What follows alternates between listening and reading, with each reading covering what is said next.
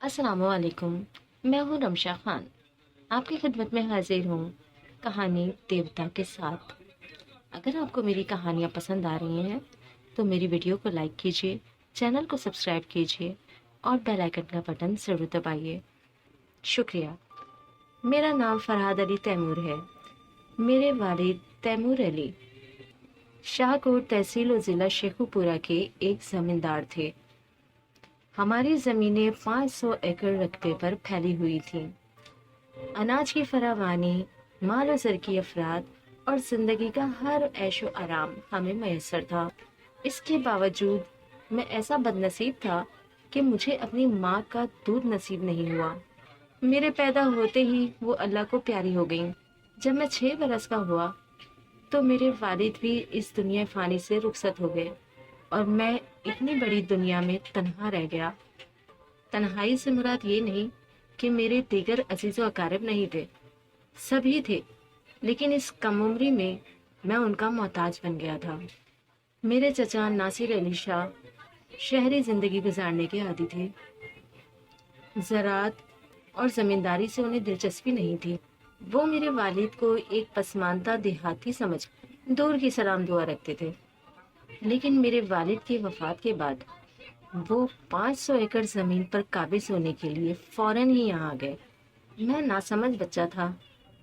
मुझे अपने घर और पिंड के बारे में कुछ ज़्यादा इल्म नहीं था। जब उन्होंने प्यार से मुझे गोद में उठाया और बेटा कहकर सीने से लगाया तो मेरे नन्हे से दिल में और मेरी छोटी सी दुनिया में बाप की जो कमी थी वो पूरी हो गई। मैं नहीं जानता था कि रिश्तेदार मोहब्बत के नाम पर फरेब देते हैं। उन्होंने ज़मीन जायदाद के तमाम कागजात अपनी तहवील में ले लिए और वो ज़मीनें दूसरों को ठेके पर देकर मुझे अपनी उंगली पकड़ाई और लाहौर ले आए। वो किसी की उंगली पकड़कर ज़िंदगी गुजारने का पहला मौका था। मैं किसी का मोहताज नहीं था, लेकिन छोटी सी उम्र में मोहताज बनकर रहने पर मजबूर हो गया था। माल रोड पर चचा की एक छोटी सी दुकान थी जिसे वो बढ़ा रहे थे, क्योंकि वालिद मरहूम की दौलत अब उन्हें बहुत बड़ा ताजिर बना रही थी। पहले 3 कमरों पर मुश्तमिल एक छोटा सा मकान था उनका, मगर अब वहाँ 2 मंजिला कोठी बन रही थी। इस घर का माहौल मेरे मिजाज के खिलाफ था। चची मुझसे नफरत करती थी, बात बात पर जाहिल गंवार कहकर बुलाती। उनके बच्चे भी उनके नक्शे कदम पर चलते थे। खेल कूद के दौरान मुझे यूं धुतकारते जैसे कोई 19 साल का लड़का उनके करीब आ गया हो। चचा नासिर अली के साहबजादे का नाम जहीर अली था। वो मुझसे 2 साल बड़ा था, मगर कदो कामत के लिहाज से मेरे सामने मच्छर था। वो हमेशा मेरे साथ छेड़छाड़ करता और मैं उसकी पिटाई कर देता, लेकिन उसको अपनी शिकस्त का एहसास इसलिए नहीं होता था क्योंकि बदले में चची मेरी पिटाई कर देती। उनकी बड़ी साहबजादी का नाम खजाला था। वो मुझसे 3 साल बड़ी थी, अपनी माँ की तरह बदमिजाज और मकबूल। खुदा ने हुस्न दिया था और छोटी सी उम्र में नज़ाकत भी। कभी उसके सर में दर्द होता तो कभी पैरों में। मुझे अक्सर उसके पाँव दबाने पड़ते थे।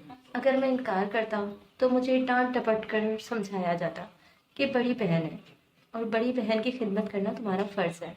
इसी लिहाज से एक छोटी बहन थी जिसका नाम शाहीना था।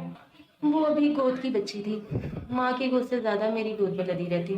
इसके लिए भी मुझे समझाया जाता कि छोटी बहन है, पूरे दिन गोद में लेकर घूमना मेरा फ़र्ज़ है।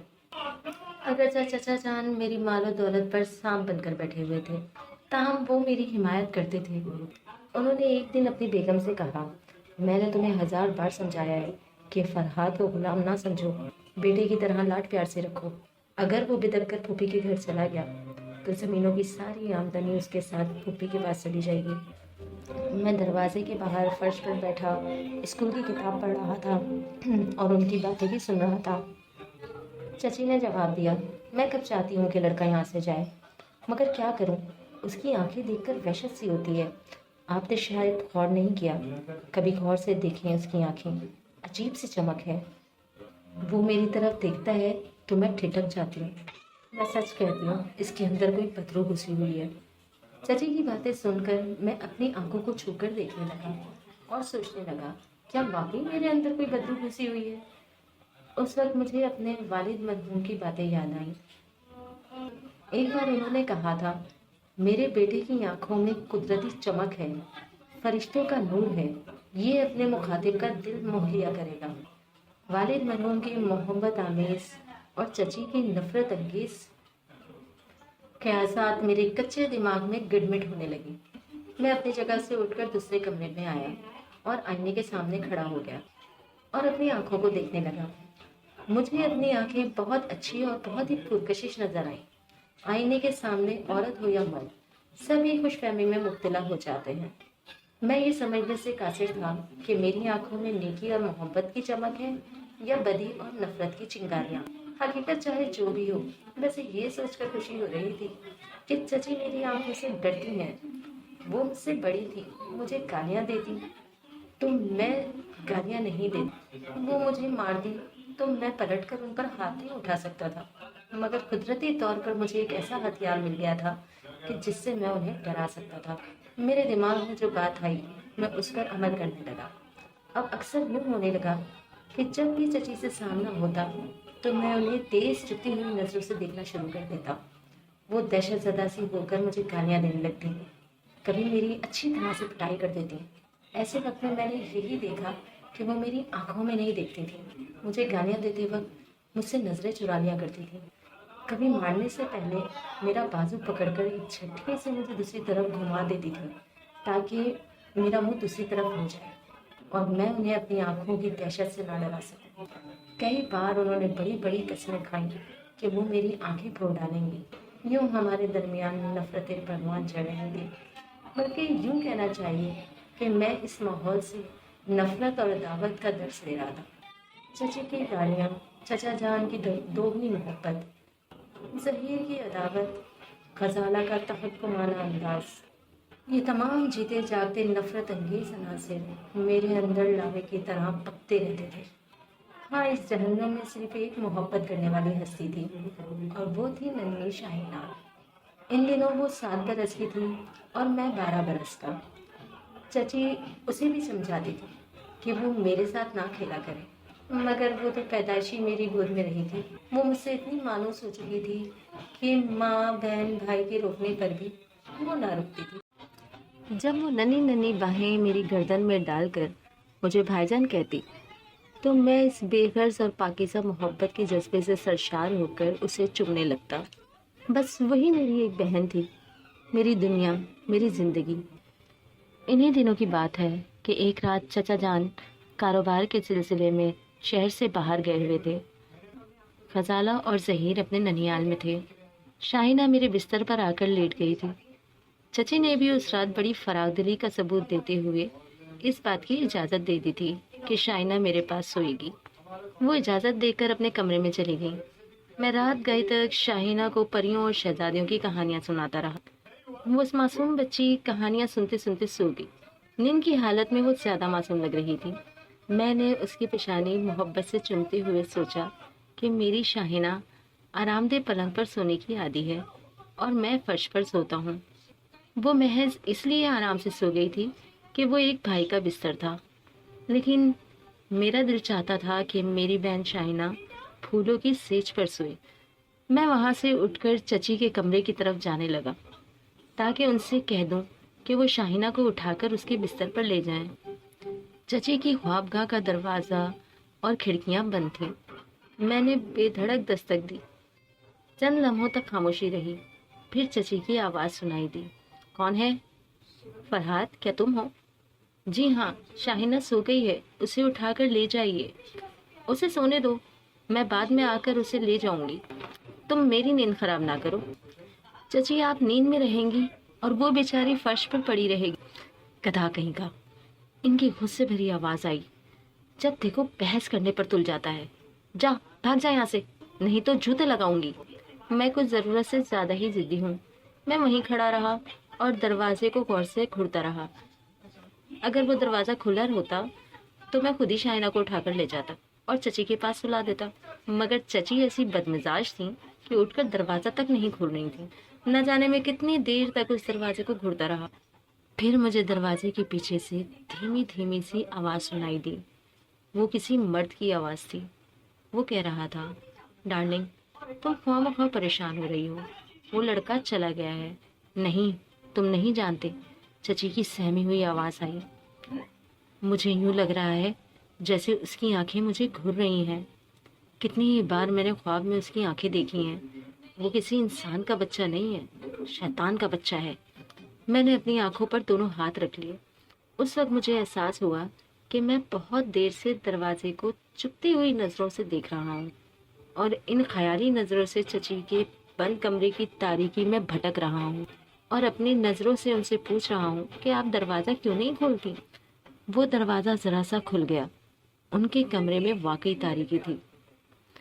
कॉरिडोर की तारीकी में मुझे सिर्फ उनका चेहरा और शाने नजर आए।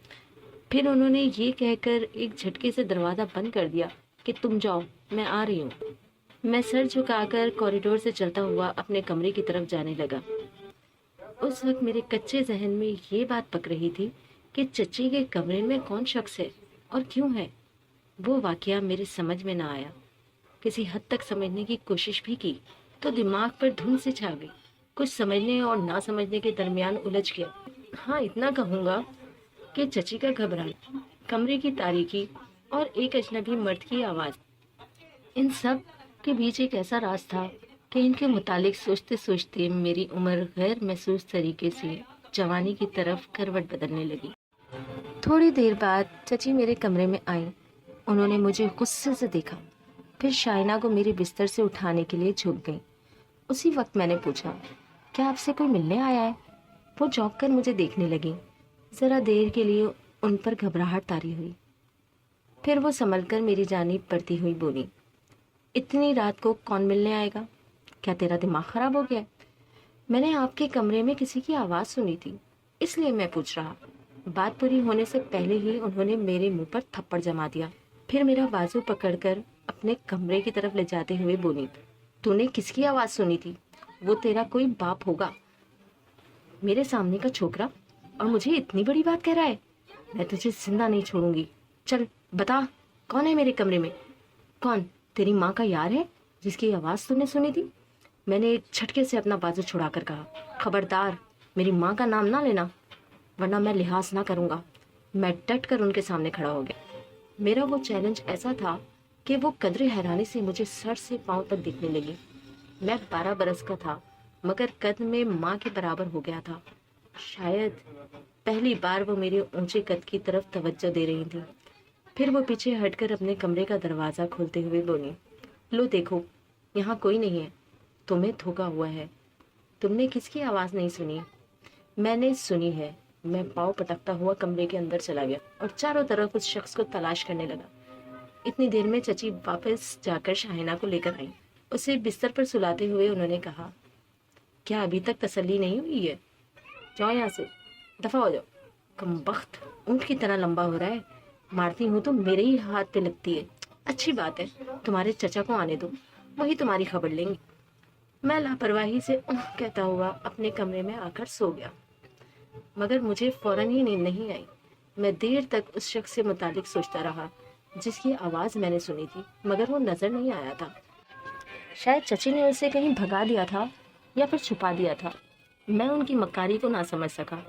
रात को देर से आंख लगी थी, इसलिए सुबह देर तक सोता रहा। फिर चचा जान की गरजदार आवाज़ सुनकर ही मेरी आंख खुली। मैं जल्दी से उठकर बैठ गया। वो गुस्से से पेचोताप खाते हुए कह रहे थे, नमक हराम, जिस थाली में खाता है उसी में छेद करता है। क्या इसी दिन के लिए मैं तेरी परवरिश कर रहा हूँ? मैं कुछ ना समझते हुए उठकर खड़ा हो गया और सवालिया नजरों से उन्हें तकने लगा। चची ने हाथ नचाकर कहा, अय हाय, कैसी मासूम सूरत बनाकर अपने चचा जान को देख रहा है, जैसे कुछ जानता ही नहीं। सलीम कमीने, इसी दिन के लिए मैं शाहिना को तेरे पास आने से रोकती थी। तुम चुप रहो बेगम, चचा जान ने कहा। फिर वो मुझसे मुखातिब हुए, क्यों बे, कल रात तूने शाहिना को प्यार किया था? मैंने अज़बात में सर हिलाकर कहा, जी हाँ। ये जवाब सुनते ही चचा जान ने एक जोर का तमाचा मेरे मुंह पर रसीद किया। मैं अपना तवाज़ुन ना संभाल सका, बिस्तर पर गिर पड़ा। मेरी आंखों से आंसू निकल आए। मैं नहीं जानता था कि छोटी बहन को प्यार करना जुर्म है, लेकिन इस तमाचे ने बहन भाई के मुकद्दस रिश्ते पर खोट पैदा कर दिया। انہوں نے میرا گریبان پکڑ کر اٹھاتے ہوئے کہا، تو اتنا نڈر ہو گیا ہے کہ غلطی بھی کرتا ہے اور بے حیائی سے اعتراف بھی کرتا ہے؟ بول، تو نے کیوں پیار کیا تھا؟ انہوں نے دوسرا تماچا رسید کیا۔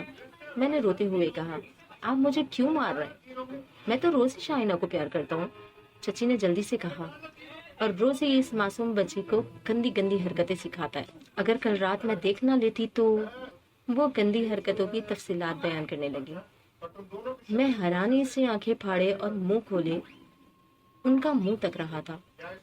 مجھ پر ایسی باتیں منکشف ہو رہی تھیں جنہیں میں پہلے نہیں جانتا تھا، لیکن وہ گھناؤنی باتیں مجھ سے منسوب کی جا رہی تھیں۔ صرف اتنا ہی نہیں، مجھ پر اچھے خاصے الزامات عائد کر دیے گئے تھے۔ یہ لڑکا وقت سے پہلے سیانہ ہو گیا ہے، چچی نے کہا۔ جب میں نے اس کی گندی حرکتیں دیکھتے ہوئے اس کو دھمکی دی کہ میں تمہارے چچا سے شکایت کروں گی، تو جانتے ہیں اس نے کیا کہا؟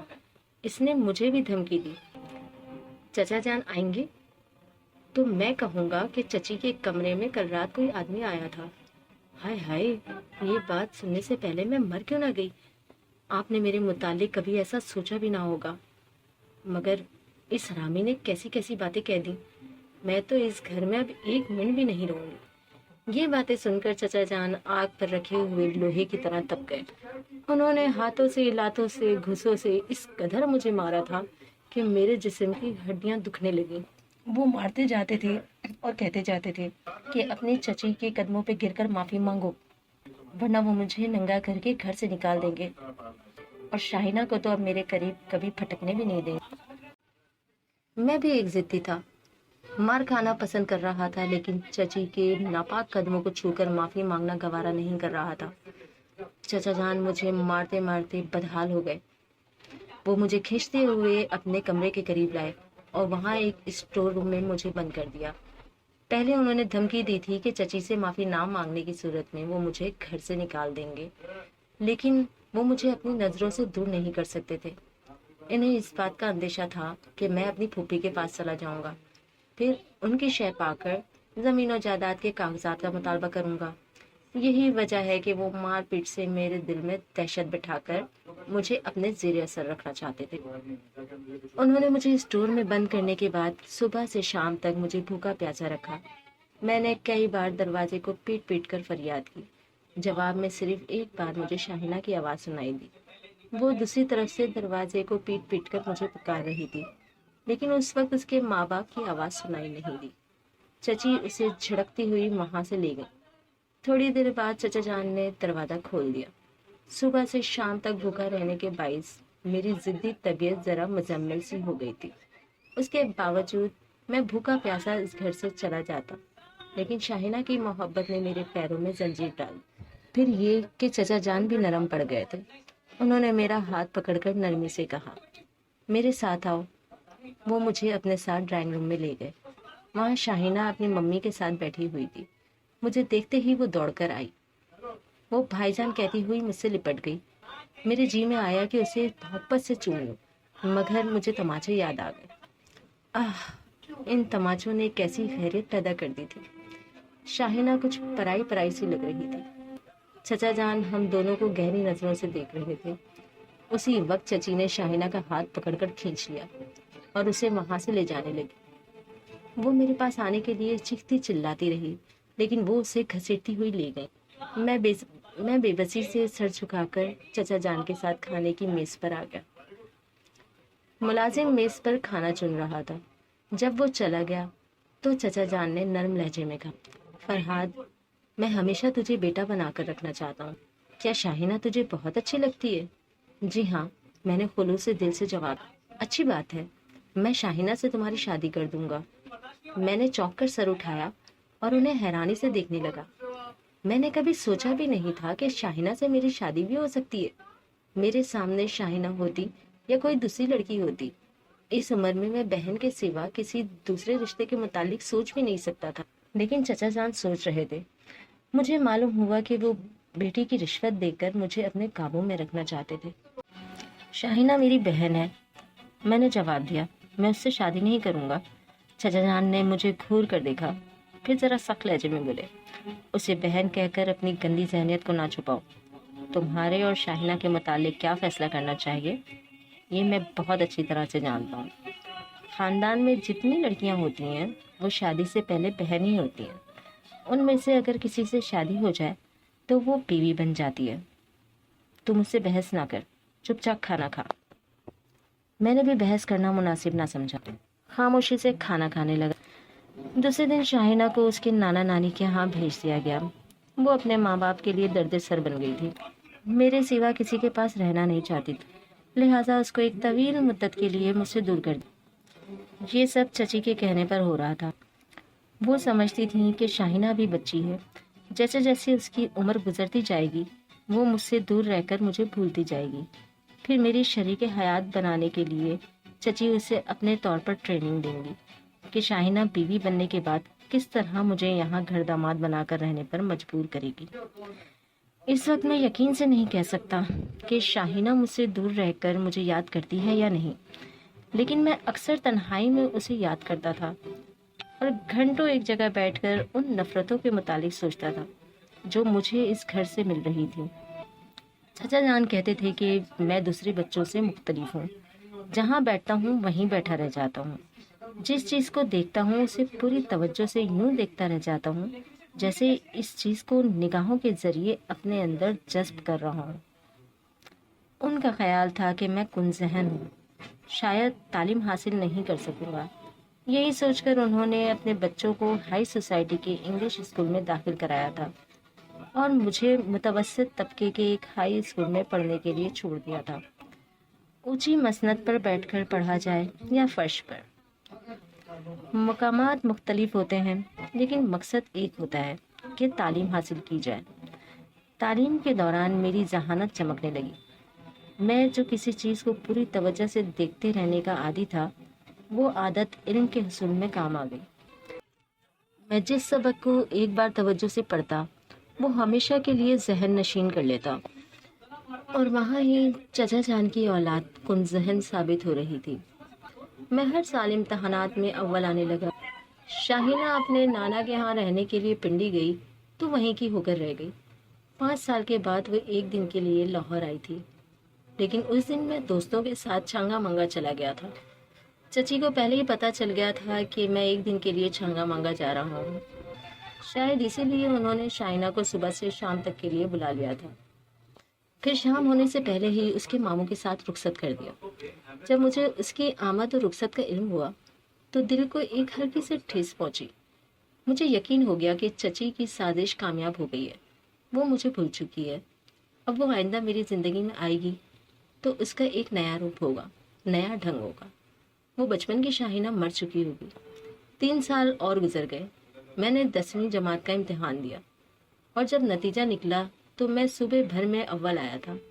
غزالہ اور ظہیر 3rd ڈویژن میں پاس ہوئے تھے۔ انہیں تعلیم سے زیادہ ہائی سوسائٹی میں وقت گزارنے سے دلچسپی تھی۔ میرے والد کی زمینوں سے حاصل ہونے والی آمدنی کی بدولت وہ شاہانہ زندگی گزار رہے تھے۔ ان کے پاس گھومنے پھرنے کے لیے کاریں تھیں اور میں سائیکل چلاتا تھا۔ ان کا معیار زندگی جتنا بلند تھا اتنے ہی ان کے اخراجات بھی تھے۔ غزالہ اور ظہیر ہمیشہ دولت مند گھرانوں کے لڑکے لڑکیوں کے ساتھ تفریحی پروگرام بناتے رہتے اور مجھے یوں نظر انداز کر دیتے تھے جیسے میں ان کے گھر کا کوئی ملازم ہوں۔ لیکن بڑھتی ہوئی عمر کی مناسبت سے میرے چہرے کی نقوش اور قد و قامت سے اب ایسا مردانہ وقار جھلک رہا تھا کہ ظہیر کی رئیسانہ شخصیت میرے سامنے پھیکی پڑ گئی تھی۔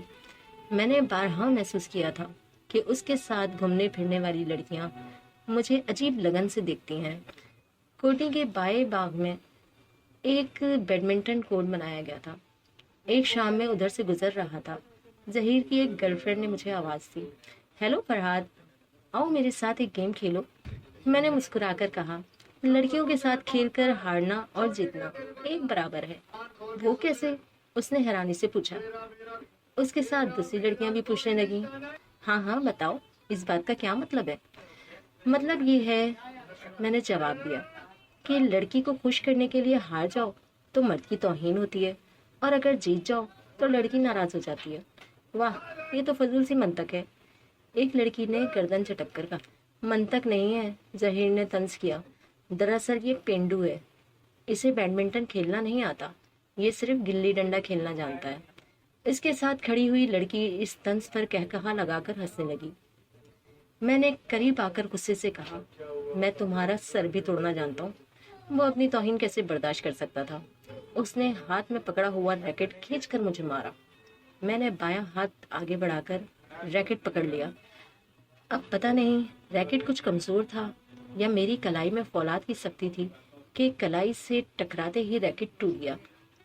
وہاں کتنی ہی لڑکیوں کے منہ سے حیرت بھری ہائے نکل گئی۔ نازک اندام لڑکوں کے درمیان رہنے والی ان لڑکیوں کی نظروں میں اس وقت ایک ہرکولس سے کم نہ تھا۔ میں نے بائیں ہاتھ سے ڈھال کا کام لے کر دائیں ہاتھ سے ایک مکہ ظہیر کی ناک پر ٹھوک دیا۔ اس کے دو ساتھی مجھ پر جھپٹ پڑے۔ ایک کو میں نے بغل میں دبایا اور کولے پہ رکھ کر دوسری طرف پھینک دیا، دوسرے کو میں نے گھسو کر رکھ لیا۔ غزالہ کے بوائے فرینڈ بھی اپنی مردانگی دکھانے آئے۔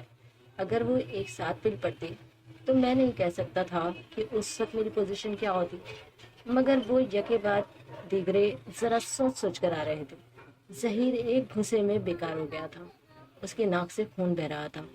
اس نے اسی میں عافیت سمجھی کہ فوراً ہی چکرا کر بے ہوش ہو جائے۔ کچھ لڑکیاں چیختے ہوئے دور بھاگ گئی تھیں، کچھ ایسی تھیں جو ذرا پرے ہو کر بڑی دلچسپی سے میرے لڑنے کا تماشا دیکھ رہی تھیں۔ غزالہ ایک طرف کھڑی ہوئی بڑی خاموشی سے کبھی مجھے اور کبھی اپنے بوائے فرینڈ کیسر کو دیکھ رہی تھی۔ ایک وہی تھا جو غزالہ کے سامنے اپنی شکست تسلیم نہیں کرنا چاہتا تھا۔ وہ بڑی جیداری سے لڑ رہا تھا اور بڑی بے حیائی سے مار کھا رہا تھا۔ لڑکیوں کی چیخ و پکار سن کر چچی دوڑتی ہوئی کوٹھی سے باہر آ گئی۔ ان کے ساتھ دو ملازم بھی آئے۔ ملازموں نے سب سے پہلے ظہیر کو سنبھالا کیونکہ وہ ان کے مالک کا لاڈلا بیٹا تھا۔ چچی مجھے کوسنے اور گالیاں دینے لگی۔ کمینے، بدذات، میرا کھاتا ہے اور میرے بچے پر ہاتھ اٹھاتا ہے۔ آج تیرے چچا سے کہہ کر تجھے دھکے دے کر یہاں سے نہ نکالا تو میرا نام بھی شمشاد بیگم نہیں۔ گنڈا، لچا۔ اب میں بچہ نہیں تھا، مجھے اپنی پھوپھی سے معلوم ہو چکا تھا کہ وہ سب میری دولت پر عیش کر رہے ہیں، اس لیے اس روز میں شیر بن گیا تھا۔ میں نے کہا، یہ کوٹھی میرے ابا جان کے پیسوں سے خریدی گئی ہے، آپ کے اچھے بھی مجھے یہاں سے نہیں نکال سکتے۔ آنے دیجیے چچا جان کو، میں بھی آج اپنی زمین جائیداد کا فیصلہ کروں گا۔ یہ کہہ کر میں کوئی جواب سنے بغیر لمبے لمبے ڈگ بھرتا ہوا وہاں سے جانے لگا۔ ملازم ظہیر کو اٹھا کر پچھلے دروازے سے کوٹھی میں داخل ہو رہے تھے۔ میں کوٹھی کے اگلے حصے کی طرف جانے لگا۔ وہاں پورچ پر ایک ٹیکسی کھڑی ہوئی تھی۔ کوٹھی کا چوکیدار ٹیکسی کی ڈگی سے سامان نکال کر اندر لے جا رہا تھا۔ ایک نوجوان لڑکی اپنا پرس کھول کر ٹیکسی کا کرایہ ادا کر رہی تھی۔ میں ایک لمحے کے لیے ٹھٹک گیا، وہ بھی مجھے دیکھنے لگی۔ میں بیان نہیں کر سکتا وہ کس قدر حسین تھی۔ یہاں جتنی لڑکیاں آتی تھیں ان سب میں غزالہ حسین تھی، لیکن اس اجنبی لڑکی کے سامنے غزالہ کا حسن بھی مان پڑ رہا تھا۔ پھر میں نے سوچا کہ یہ بھی ان بڑے لوگوں کی کوئی رشتہ دار ہوگی۔ میں ناگواری سے آگے بڑھتا ہوا اس کے قریب سے گزرتا چلا گیا۔ اسی وقت اس کی مترنم آواز میری کانوں سے ٹکرائی، بھائی جان۔ میں ایک دم سے اچھل پڑا، ایک دم سے وقت اچھل کر 8 برس پیچھے چلا گیا۔ میری شاہینہ زندہ ہو گئی۔ ٹیکسی پورٹ سے رینگتی ہوئی جا رہی تھی۔ وہ آگے بڑھتی ہوئی حیرانی سے بولی، بھائی جان آپ نے مجھے نہیں پہچانا؟ میں شاہینہ ہوں۔ میری آنکھیں خوشی سے بھیگنے لگی۔ میں نے اسے دونوں بازوؤں سے تھام کر کہا، میں نے تمہیں پہچان لیا ہے۔ اتنی بڑی دنیا میں مجھ سے محبت کرنے والی ایک ہی ہستی ہے اور وہ تم ہو۔ میں تو یہ سمجھ رہا تھا کہ تم مجھے بھول چکی ہو۔ اس نے محبت بھرے لہجے میں جواب دیا، مجھے پریوں اور شہزادیوں کی وہ تمام کہانیاں یاد ہیں جو آپ سنایا کرتے تھے۔ یہاں سے پنڈی تک آپ کی برائیاں ہوتی ہیں، مگر میں جانتی ہوں کہ آپ کیا ہیں۔ میرا سارا بچپن آپ کی گود میں گزرا ہے۔ ایک بوڑھی ملازمہ سے پتہ چلا کہ ممی مجھے دودھ نہیں پلاتی تھی، آپ مجھے فیڈر سے پلایا کرتے تھے۔ آپ ہی میری ماں ہیں، میرے باپ ہیں اور میرے بھائی ہیں۔ میں آپ کو کیسے بھول سکتی ہوں؟ میری آنکھوں سے بے اختیار آنسو نکل پڑے۔ نفرتوں کی اس تاریک جہنم میں ایک ایسی پاکیزہ محبت کی کرن پھوٹ رہی تھی کہ میں خود کو دنیا کا سب سے خوش نصیب انسان سمجھنے لگا۔ میں نے فرط محبت سے جھک کر اس کی پیشانی کو چوم لیا۔ اسی وقت چچی کے چیخنے کی آواز سنائی دی، ارے ارے بے حیا بے شرم، یہ کیا کر رہا ہے؟ خدا تجھے غارت کرے، نہ جانے کب تیرا جنازہ نکلے گا۔ جا اپنی کسی بہن کو پیار کر، میری بیٹی ایسی ویسی نہیں ہے، میں اپنی بہن ہی کو پیار کر رہا ہوں۔ میرے پیار کی پاکیزگی کو وہ نہیں سمجھ سکتی تھی۔ وہ تیزی سے چلتی ہوئی آئیں اور شاہینہ کا بازو پکڑ کر کھینچتے ہوئے کہا، میں تمہیں پہلے ہی سمجھا چکی ہوں کہ اس لڑکے کی آنکھوں میں شیطان ہے۔ یہ تمہارا دل اپنی طرف کھینچ لیتا ہے، مگر تم سمجھتی ہی نہیں۔ سامان اندر بھجوا دیا ہے، یہاں کھڑی اس کے قریب کیا کر رہی ہو؟ شاہینہ مجھے بے بسی سے دیکھنے لگی۔ میں نے کہا، کوئی بات نہیں، تم جاؤ، ہماری تقدیر میں اسی طرح ملنا اور بچھڑنا ہے، لہٰذا ہم پھر ملیں گے۔ وہ اپنی ماں کے ساتھ کوٹھی کے اندر چلی گئی۔ میں نے فیصلہ کیا کہ چچا جان کے آنے تک میں باہر وقت گزاروں گا، کیونکہ وہاں رہنے سے چچی خواہ مخواہ باتیں سناتی۔ میرے چینل اردو کہانیاں کو سبسکرائب کیجیے، لائک کیجیے اور بیل آئیکن کا بٹن ضرور دبائیے۔ شکریہ۔